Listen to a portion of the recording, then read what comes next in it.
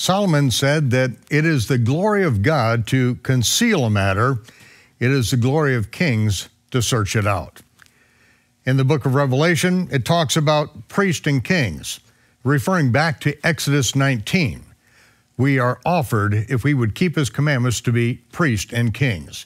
And so it is the glory of these priests and kings to search it out. We have with us Nehemija Gordon back with us, and we are searching out some of the greatest treasures that have been hidden. Some of these things hidden by God to preserve it for this day and time, and these are the things being revealed. Good to have you back with us this week. Great to be back, Michael. You know, some things are sometimes hidden in plain sight. So we were talking last time about this coin that was produced by King of Denmark. Ironically, his name was Christian IV. And Christian IV of Denmark produced these coins that had Yehovah with the full vowels in Hebrew, produced in the 1640s. And on the coin, he also has the phrase Justus Judex, which is a Latin phrase, which translates from the Hebrew Shofet Tzedek. And that comes from a verse in the Bible or number of verses, but one of them, for example, is Jeremiah 11:20. It says, Vayehovah tzvaot shofet tzedek. Yehovah of hosts is the righteous judge. And so, why did this king put Yehovah's name on a coin? And this has to do with the context that was going on at that time in Europe. This was the time of these great wars that were happening in Europe, these wars between the Protestants and the Catholics. And the Protestants in particular wanted to say God's on our side. And of course, the Catholics said the same thing. And when the Catholics would express that, one of the ways they would do that was through art. And they would say, oh, God's on our side. Let's make a ceiling with God as an old man with a white beard, who's touching Adam, right? In other words, they used art and they were representing Yehovah through as a man, right? Because was their artistic tradition. And the Protestants said, well, wait a minute, that's forbidden. And why is it forbidden? Because it says in Deuteronomy, you didn't see a man in the day of the congregation, meaning the day of the revelation of Sinai. And the Protestants said that we're going to take that literally and not make an image of the Father. And so instead they represented Yehovah by his name. And what's really interesting is recently a friend went and visited the Bible, the Museum of the Bible in Washington, D.C., and they have there on display a page from the original 1611 King James Version, and I actually want to say it's from the 1613 reprint, but I don't remember the exact details, but it's from one of the early versions of the King James, and it has this image of the biblical world, essentially, and at the top is, in the cloud, Yehovah with the full vowels. So you're seeing this in books, you're seeing it on coins, you're seeing it in all kinds of different places, in churches in a lot of places. We talked about that in the Karaite Files. All over you're seeing Yehovah's name in Europe at this time. And part of the reason is because of the struggle between the Catholics and the Protestants. So we mentioned this coin made by Christian IV of Denmark. And one of the things I wanted for years is to actually have one of these coins. When I was younger, Michael, I was kind of a coin nerd. I collected coins. Well, this was well beyond my means to have a coin like this, but what I decided to do is contact a mint in Utah and have them make a replica of the coin with the front based on the coins from the 1640s of the King of Denmark, where it says Yehovah, and in the back, the verse from Malachi, my name is great among the nations. Let me read that verse in its context, Michael, because the verse there in Malachi starts in verse 5. I mean, it starts before that, right? But verse 5 is a key verse in this context. It says, V'ne'enechem tir'enna, and your eyes will see, ve'atem tomru, and here he's speaking to the Jews, and you will say, Yigdal Yehovah me'al gvul Yisrael. Yehovah has been magnified beyond the borders of Israel. Meaning at that time, they were in this little province of Judah, and they had a very provincial attitude. And they said, well, Yehovah is our God, and the Egyptians have their God, and the Moabites have their God, and the Phoenicians have their God. And Malachi is coming to them and saying, no, this isn't just your God. He's the God who appeared to your ancestors at Mount Sinai, but he didn't appear to your ancestors just for you. And like you said, the nation of priests, the Mlechet Kohanim v'Goy Kadosh, a kingdom of priests and a holy nation. The purpose of Israel from the very beginning, as Jews understand it, was to be that light to the nations. to spread the glory of Jehovah's name. That was our mandate. It wasn't for us. It was to bring this message to the world, which we didn't always do such a good job of doing. In verse 11, he then has the verse which we quoted before in the last episode. For the rising of the sun to the place of its setting, my name is great among the nations. For my name is great among the nations, says Jehovah of hosts. And there's a little passage in the middle there, Michael, where he says, in every place, incense is burned to my name and a pure offering. And that's really interesting because my Jewish legalism, and I'm going to call it that, looks at this verse and says, what's Malachi talking about? The only place in the world you're allowed to bring incense is at the temple in Jerusalem. And how do I know that? Because it says it in Exodus, right? Or at the time it was the tabernacle, later it became the temple. It says it in Exodus. We understand it from Leviticus, from Deuteronomy. You can only bring offerings at the place where Jehovah put his name forever. And that's not a church in Iceland. That is not some place where they're honoring Jehovah's name in Germany, in Denmark. And I read this verse and I say, Malachi, rebuke the Gentiles who are bringing incense, who are doing things that are contrary to the Torah. But then I realize, wait, this is God's word. And here's my take on this, Michael. Malachi is talking here about God's name is great among the nations, and maybe the nations don't always get it right to the letter of the Torah. But they're doing the best they can with what they have in their cultural context, and they're receiving Jehovah's name and glorifying his name. And that is something that will draw them to the Torah. That is something that draws them to the God of Israel. And yes, there might be some details they don't get right. We were talking last night in your hot tub about how China almost became a Christian country. They had accepted officially, the emperor had converted to Catholicism, right? And they would have eventually gone through a Protestant Reformation, just like Europe probably, right? They had officially converted to Catholicism, hundreds or tens of millions of Chinese and the emperor. And then they had this ceremony, which is at the heart of Chinese culture, called Qingming, where they go to the graves of their ancestors and they bring offerings. And the Pope in the Vatican has all kinds of bones of dead saints. Right. So he writes a letter to the Emperor of China and said, I rebuke you. You have to renounce Qingming and stop celebrating your traditional ceremony, or I'm going to excommunicate you. And the Emperor of China said, okay, you know what? I'm going to do one better. I'm going to make Christianity illegal. And it was illegal after that for hundreds of years to be a Catholic, a Protestant. Anything that had anything to do with Christianity was completely illegal because the Pope was trying to impose, basically the Pope was the Torah police, right? And I'm not even saying the Pope was wrong. He should have applied it to himself, right? Meaning if it's some pagan thing where you're worshiping your ancestors, why does the Pope have all these bones in the Vatican of different saints that they're coming and burning incense to? But I believe what Malachi is saying is God is that big that he can accept the nations honoring his name even if they don't get all the details right. They're doing the best they can. You know what? You shouldn't be burning incense in a church in Iceland. You shouldn't be burning incense in a church. It should only be at the temple in Jerusalem, in a church in Sweden, in Germany. You should be doing it at the temple in Jerusalem, which has been destroyed, so you can't do it. But they were doing the best they could with what they had.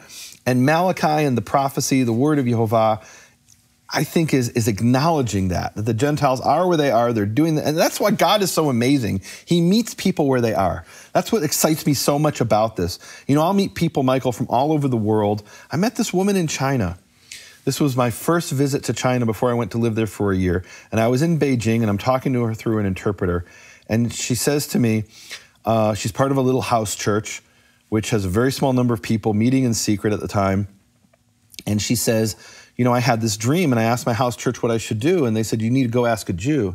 And what was her dream? Her dream was she was told to keep the Torah. She was told to do the Torah. And she says to me through the interpreter, you're Jewish, can you tell me what the Torah is?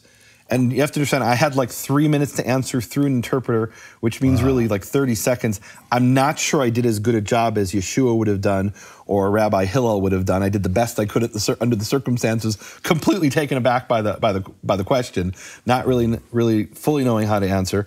But we have this thing where God is doing something with people around the world. And maybe they don't fit my paradigm of the people God is supposed to be giving dreams to and somehow interacting with, but they fit his paradigm, right? He's willing to talk to the Gentile who burns incense in their temple but who honors the name of Jehovah. That's how beautiful and wonderful this is. That's incredible. A revelation dream to keep the Torah, and the people there say you need to speak to a Jew. And who shows up from halfway around the world? Right. You are the one that she asked. Incredible, right? So, and like I said, maybe I didn't give the best answer. I gave the best I could. Again, I bet you were the best one for the job, or you wouldn't have been sent there. I did the best I could as Jehovah's humble servant. And maybe next time I'd answer better. But the point is, here's a woman who literally had no idea what I was what this dream was talking about, right? And this is a Chinese Christian, in a house church, in an underground church. She knows nothing what's going on. The internet is censored there. You can't go online and and just get. I mean, Google until recently was censored, and even the Google that's going in now is censored, right? So they have they're in their own sort of bubble, and have no idea what's going on in the outside world, no concept in many cases. And here she is having this dream. And my paradigm says, wait a minute, God doesn't talk to Christians. I'm a Jew. He's not supposed to talk to people who don't have the same theology as me, who don't keep the same practices as me, who don't eat the same foods as me. Yet she had that dream and came to me and said, help me. What does this mean? And I did the best I could to answer her. And now I understand with humility that Jehovah can talk to anybody he wants to. He can do anything he wants to in the way he wants to. And wait. Just that thing right there. Yeah. The Christians of the world need to listen to this, because this applies directly to them, because they would say the same thing about you. God can't, the Christians will say, oh, God can't talk to a Jew. Well, what do you mean about me? They say that about each other. Right? If they're not in the right denomination, they'll say, God can't talk to a Catholic. God can't talk to a Baptist. God can't talk to a Lutheran. Hey guys, let God be God. Let God talk to whoever and inspire whoever he wants to inspire, because even those who are burning incense to his name in violation of the Torah, but are honoring his name the best they can. And maybe one day they'll come along and they'll understand what they're actually supposed to keep. Michael, I don't think we'll have time to get to it, but I want to have a conversation with you about the Jerusalem Council in Acts 15, because I think this ties in directly to this issue. So I want to table that for a minute and get back later to Acts 15 if we can. Okay, yeah, okay. I want to do that. Tell us about this, because we actually have an authentic one, right? Authentic one. This is from 1644. Right. And give us the background and how this relates to America. Okay, so let me start with this. This is I hope people can see it, put up a graphic on the screen. This is the silver round, 1 troy ounce of silver that I had produced at a mint in Utah. And it was based on these coins, which I had photos of from the internet, from the 1640s. And it says, Justus Judex, righteous judge, referring to Psalm 9:5 and Jeremiah 11:20 and certain verses in the New Testament. And then in the middle it says, Yehovah, with the full vowels. On the back it says, my name is great among the nations, in Hebrew and English, Malachi 1:11. And I put this out and made this available to people. And we have a mutual friend, John, who heard about this, and he said, I'm going to go get a real one. And he found on a European bidding site, and I shouldn't say this because he wants to be the only one bidding for these things, and I think we just spoiled it for him. But in any event, he was able to get an authentic one, and he sent it off to NGC, which is the organization in America that authenticates coins to make sure that it was real, and he has it here encased. This is an authentic 2-mark coin, which was the lower denomination, and this actually ties into the history of the United States in an incredible way, which I did not expect when I started looking at this and working on this. So, when the United States was founded, we did not have a currency. And the Continental Congress had this crisis. There were dozens of different coins being used throughout the 13 colonies. And they had to make a decision, okay, you merchant, do whatever you want. You decide to take the currency from Sweden and the currency from Holland and the currency from wherever, and you do what you want. But the Treasury of the United States has to have a standard of what currency they'll accept at what values. Well, today, if you want to know the value of a currency, you go online and you check the international Forex, the exchange rates, right, which are constantly fluctuating. Well, it didn't work that way back then. The standard coin that was used throughout the colonies and really throughout much of the world was the Spanish pilar, or piece of 8. That was the standard coin, and that eventually became the US dollar.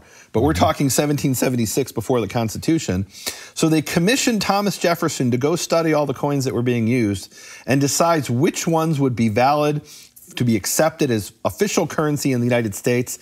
And he made a list. And the really cool thing here, Michael, is he made a handwritten list that was presented to the Continental Congress on September 2nd, 1776, right? So remember, July 4th, 1776 is the Declaration of Independence.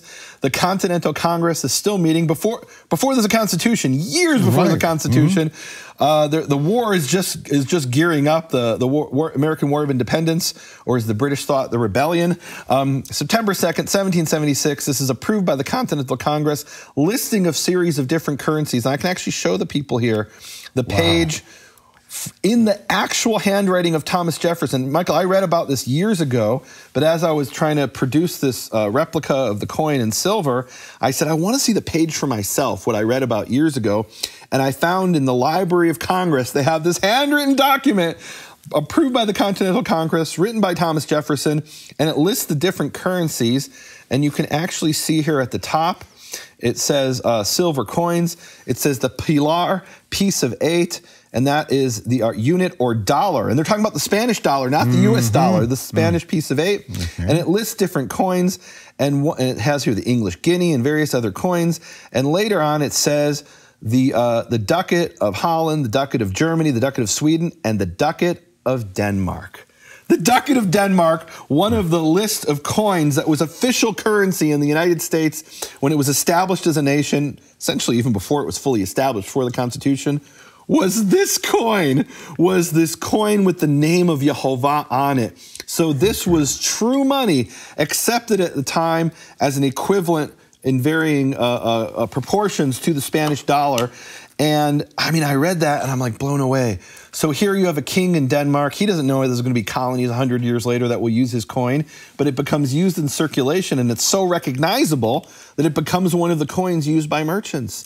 And they say the ducat of Denmark, that's official currency. That was September 2nd, which is exactly 2 months after we declared our independence from England, which is 2 days before the Declaration of Independence, the document, was actually signed. But it was 2 months, July 2nd to September 2nd, and his name is made great among the nations. And in this case, the founding of the nation, the founding of what I believe is the greatest democracy the world's ever seen. This nation that, look, and I'll just speak from my very personal perspective as a Jew. Jews were, I call myself half-jokingly the wandering Jew, because in 2012, I left Israel and have been traveling around the world teaching and preaching and doing all kinds of other things ever since. And sharing the word of God from the scriptures the best I know how. And I call myself jokingly the wandering Jew. But where that joke comes from is that for 2,000 years, my ancestors were wandering Jews. They would live in a country, get kicked out. Live in a country, get kicked out. Well, how do you kick someone out who's lived there for 200 years? Because you're Jews. You have no rights in this country. We're just kicking you out, move on. And it wasn't until they came to the United States that finally Jews were accepted as full citizens. And it's my hope and prayer that the United States doesn't become like other countries and say, we're getting rid of our Jews. I hope that doesn't happen. I hope and pray. I don't know. Some things I see in the news make me really nervous. There's definitely some scary things going on. And quite frankly, well, I don't know if I should say this here. They're coming from one particular direction, and it's not the one the mainstream media is telling you. The anti-Semitism isn't coming from where the mainstream media is telling you. It's actually the opposite. It's almost like the mainstream media has become a smokescreen for what the real agenda is, this hatred of Jews, which is masquerading as anti-Zionism, but it's really a form of anti-Semitism. This nation was based on God-given rights, and it is the God of Israel. Yes. That is the God-given rights, and this is what our jurisprudence system, our legal system, is based on Torah law. Well, Michael, it's really based on the fundamental, people talk about the Judeo-Christian ethic. The fundamental principle, from my perspective, of the Judeo-Christian ethic it's in Genesis chapter 1. Where it says God created man in his image. And it says male and female, he created them. So this core principle that God made humankind consisting of male and female in the image of God. And by the way, that doesn't mean God has a big hook nose. It doesn't mean he has 2 arms with 10 fingers. When it says we're created in the image of God, that's speaking about our soul. We have a soul as humans, every human being, in a way that animals don't have. We have that intelligence that God has given us, that discernment. That's what it means to be born, to be created in the image of God. And this is the source of our, I mean, this is in U.S. constitutional law, they call this natural law. Right. And this is the source of our rights. Our rights are not granted by a government. We do not get the right of free speech from the government of the United States. We get it from God. And the Constitution of the United States has done something that no other government before and very few since have acknowledged, which is our God-given right of free speech, to defend ourselves and other rights. These are rights that come to us as the founders of the United States established from God himself.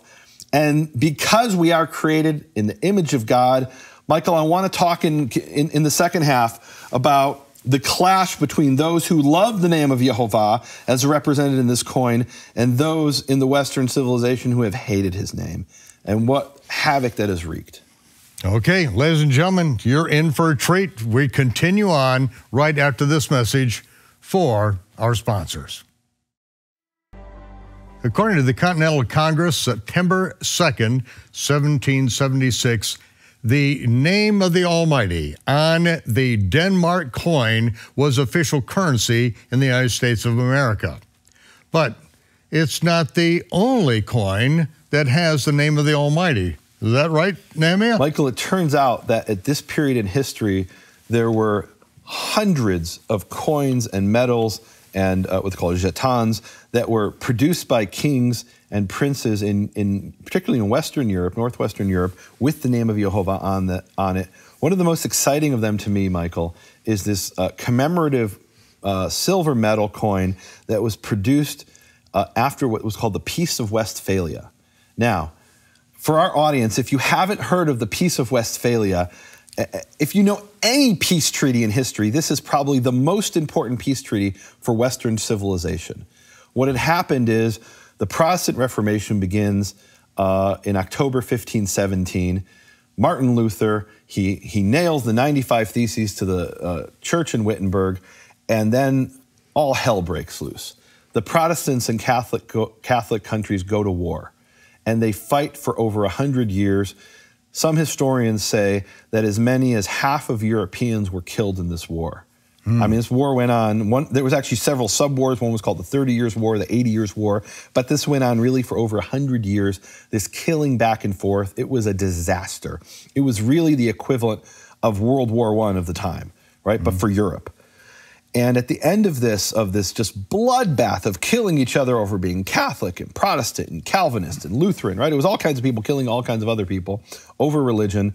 They get together in a place called Westphalia, and they hammer out a peace treaty. And one of the central principles of Western civilization is in this peace treaty. I mean, really, in a sense, this is the beginning of the modern world, the Peace of Westphalia, because it establishes, the Europeans establish, we will never go to war over religion again. They say the wars of religion are over, and there's this beautiful coin. We can show the people here what it looks like. This beautiful silver coin produced to commemorate the Peace of Westphalia, and you see 3 hands coming together representing the friendship and peace of the European powers. And what do we see at the top of this coin? In whose name and under whose auspices do they make this peace? Under the name Yehovah, in Hebrew, with the full vowels, Yehovah. Incredible. And it's essentially the equivalent of what we would say today, I'm going to swear on a stack of Bibles. The European powers minting this coin were saying, we're not going to fight over religion again. And I got to say, the Europeans have been pretty good about it. There have been a few exceptions. Famously in Ireland, there were what they call the Troubles, and there were wars in Yugoslavia, the former Yugoslavia, over religion. But other than that, think about that twice, and the wars over other things, right? But specifically over religious sectarianism, there has not been a major war in Europe for 400 years. That's a really big deal. You know, some people have said that, oh boy, I don't know if I should go into this politics side of it, but there's another religion out there that is carrying out wars and killing people left and right. Hundreds of thousands of people in the last few years. And it's often said, well, they're unique and uniquely warlike people, uniquely warlike religion. And as somebody who studies history, I'm not convinced of that. I just think they haven't matured to the point where they've had their Peace of Westphalia. So this really is the foundation of Western civilization, of the modern world, that we can say, look, we can disagree, we can have misunderstandings, we can dislike each other, but we're not going to go to war over whether you're a Protestant or a Catholic. And it took them a little bit longer for the Jews to be included in that, right? But it was a good start, okay? And eventually it did include the Jews. And it was done under the name of Yehovah. And Michael, this to me is such a powerful symbol, this coin with Yehovah's name on it, because it represents, like I said, hundreds of coins in Europe that were made at this time, in this period, over a period of several hundred years with Yehovah's name. But there's another spirit in Europe at the time. And this other spirit is something we actually see in the writings of Martin Luther. Now, Martin Luther started out when his Reformation against the Catholic Church, and he loved the Jews. But within a period of about 10 years, he turned against the Jews when he saw he wasn't successful in converting them to Lutheranism, and hated them with just a vicious hatred. And part of hating the Jews was hating the name of the God of the Jews. I learned about this, Michael, a few years ago. It was the 500th anniversary in 2017 of Martin Luther's 500 theses, 95 theses, and I was speaking to this fellowship of Protestants and Catholics who were coming together to try to hash this out and what it meant for them. And one of the things they told me about is something I'd never really heard about before, which is the Judenschau. The Judenschau is this motif in European art, if you can call it art. And it's the opposite of the motif in European art that has the name of Yehovah in the clouds with light coming to the world from his name. So the Judenschau is a pig, a female pig. And let me read you how Martin Luther himself describes this in 1543. Yeah, I've seen that image, but I'm actually going to show it to the people here. Okay. I did not see this inscription. I had no idea how Martin Luther was handling this thing. Right. And we know that Martin Luther, he drowned 200 Anabaptists because, we have to face it. He didn't die as a Lutheran. Luther died as a Catholic priest. Really? And sprinkling was the way that the Catholics did baptism. Well, the Anabaptists, they were convinced in immersion, the Hebrew mikveh. And they were convinced of that, and he literally drowned them. He killed over 200 of them. Wow. And then he comes after and so what you read from Martin Luther, it's shocking, but it doesn't surprise me knowing his background. Now, what the people can see here is a Judenschau, and not just any Judenschau. This is a statue, a carving that's actually in the church where Martin Luther was a pastor. There were two major churches in Wittenberg at the time. The one, the cathedral where he hammered the 95 Theses to, and the other church where he was the pastor. And in the other church, he nailed the theses on the church that he wasn't the pastor of. Right, well, I guess they didn't accept him there. And this statue wasn't built by Martin Luther. It had been there for about 200 years at the time. And he describes it in his book, and I'll tell you later the name of the book, written in 1543. He says, here on our church in Wittenberg, a sow, meaning a female pig, is sculpted in stone. Young pigs and Jews lie suckling under her, meaning they're suckling at the teats of a pig. Nothing could be more offensive to a Jew. Right. Think about it. For a Jew, who the pig is a symbol for the Jew of persecution, of suffering, of being murdered by the Greeks in the time of the Maccabees, of Hanukkah. Yeah, and Antiochus. You could go to secular Jews today in Israel who don't believe in God, and most of them still won't eat pig. And if you ask them why, they say this is the symbol of our people being murdered. Right? They might eat shellfish because they're not religious and don't believe in God, but most Jews in Israel that I know who are even secular won't eat pig. And here they're portraying Jews as suckling from the teats of a pig. He says, behind the sow, a rabbi is bent over the sow, lifting up her right leg, holding her tail high and looking intensely under her tail. into her Talmud. And guys, you can see here in the image, when he says under her tail, he's looking inside the intestines of the pig. I'll use that euphemism. You get the point. And then it says, as though he were reading something acute or extraordinary. This is the rabbi looking inside the intestines of the pig, which is certainly where they get their Shem HaMeforash. Michael, Shem HaMeforash is the Hebrew phrase. Shem means name, and HaMeforash means the explicit. Shem HaMeforash is what Jews in Hebrew call the Tetragrammaton. It's what we call the name Yehovah. The name Yehovah in Hebrew is referred to as Shem HaMeforash. And at the top of the Judensaal, this isn't just Martin Luther's opinion, it actually says in German, Shem HaMeforash, the explicit name. So here Martin Luther is talking about, I mean, at the same time, there are European princes fighting over this name, fighting under the banner of the name, let's put it that way, and putting it on their coins and honoring it. At that very same time in history, you have Martin Luther, who maybe doesn't even fully understand what he's saying, calling the name Yehovah something read out of the intestines of a pig by a rabbi. I mean, nothing could be more offensive to me as a Jew. Yeah. This beautiful, honorable, glorious name of Yehovah, and he's saying that the Jews know what that is, because they read it out of the pig's intestines. And you know, I got to say, Michael. Go ahead. Well, I got to say, I did this study, 10 rabbis speak out on the name, and I show that there's 10 and now even more, 19 rabbis as of this recording, who say that the vowels are Yehovah. This is the name of the creator of the universe and the true pronunciation. Some of them say that's what it was in the temple, and others say that's what it will be when the Messiah comes. It will mean the Messianic era in the kingdom, that it will be pronounced as Yehovah. We have these rabbis saying this, and then there's this spirit against that name, the spirit of Martin Luther, who says that comes from the Jewish Talmud. We don't trust that from the Jewish sources. We don't trust this name from the Jewish manuscripts. It's the Judensaal spirit.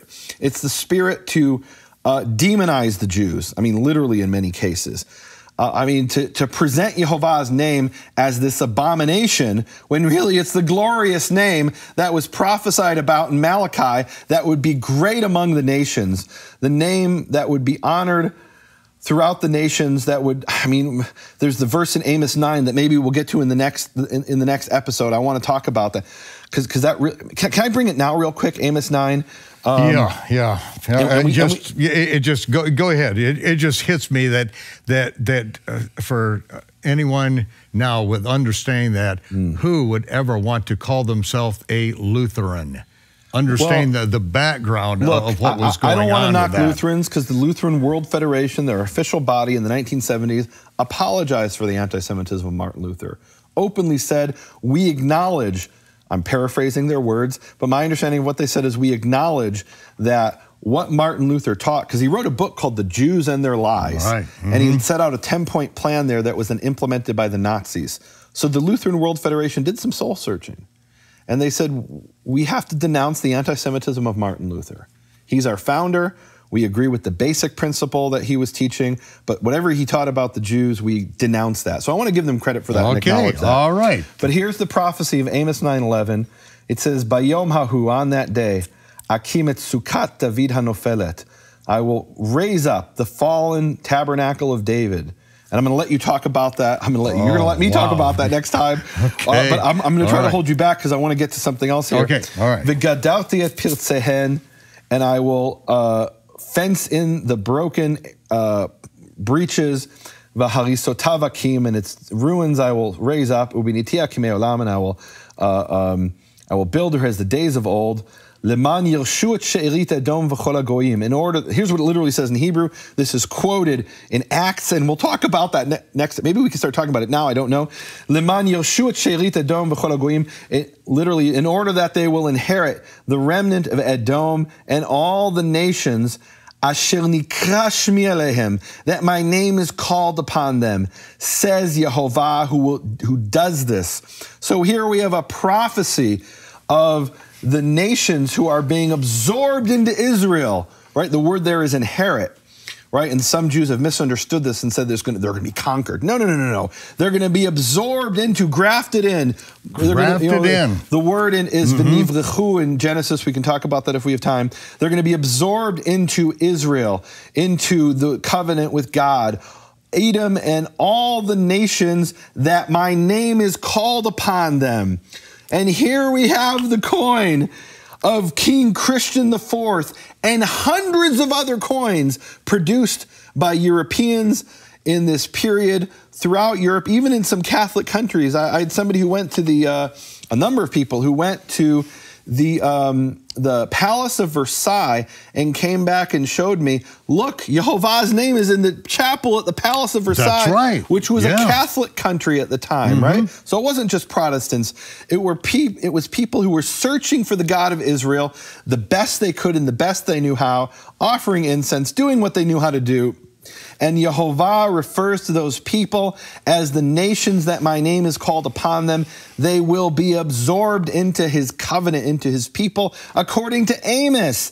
I mean, yes, it's quoted in the New Testament, but Amos says it. This is a Tanakh message, that this is a message for all mankind.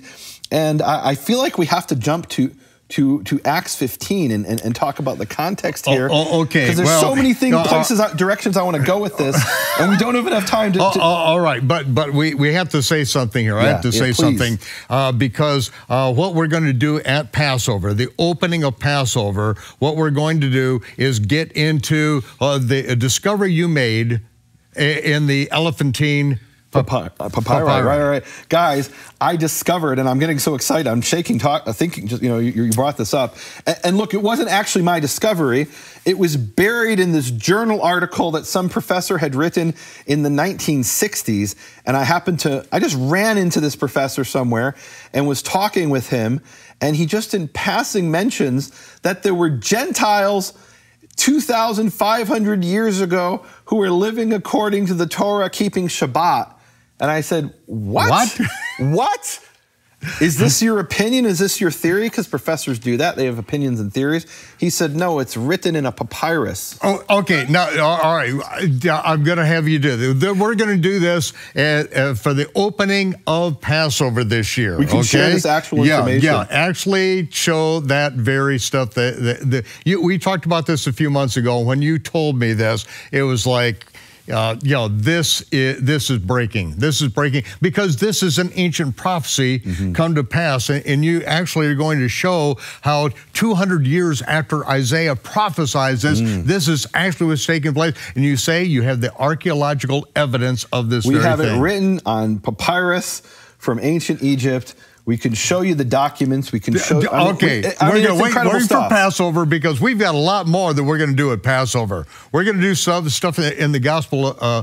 Don't tell them. Don't tell them. Okay. All right. Go back. We're going to share something really exciting, something we've been working on. All right. And I really want to share it for Passover. Look, the reason I want to share it for Passover is really because, this is what happens sometimes is, we'll share a little tidbit because, hey, we're running out of time here in this episode, and people will take it out of context and misunderstand it.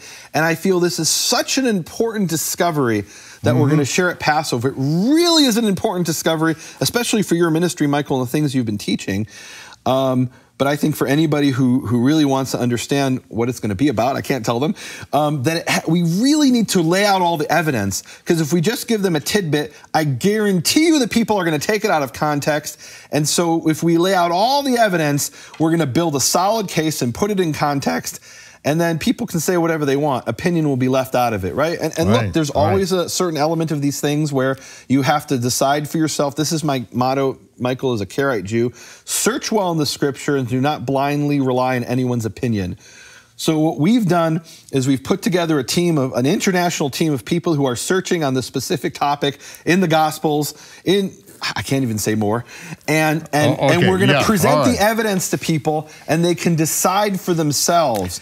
And this stuff, manuscripts have been hidden for hundreds of years, and now you're going to present this. Michael, they weren't just hidden for hundreds of years. I feel like I can't even hold it back. You have to. There was literally a manuscript that was locked. Access was not available, and within a very short period of time, it was unlocked.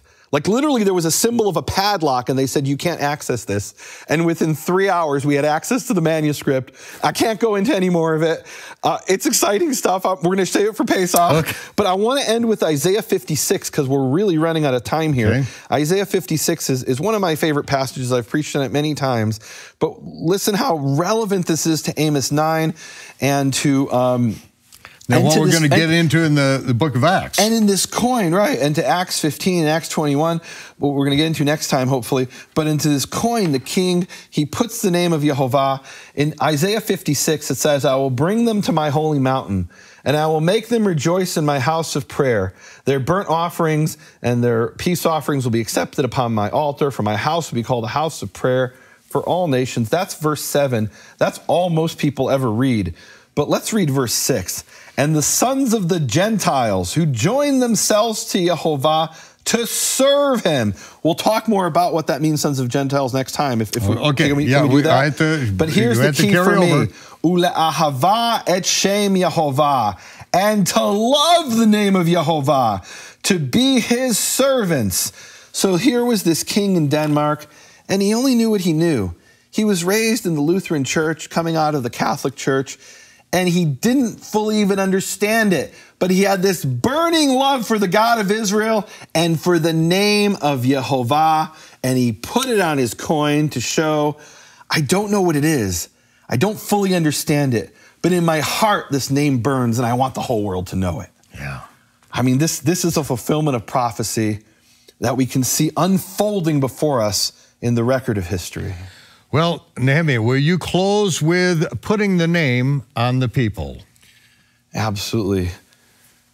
Yehovah, thank you so much for giving me the opportunity to come and share this with the people, to learn about how your name was glorified among the nations. Yevarechecha Yehovah v'yishmerecha. Ya'er Yehovah panav elecha v'yichuneka. Yisa Yehovah panav elecha. V'yasem lecha shalom. May Yehovah give you peace. Amen.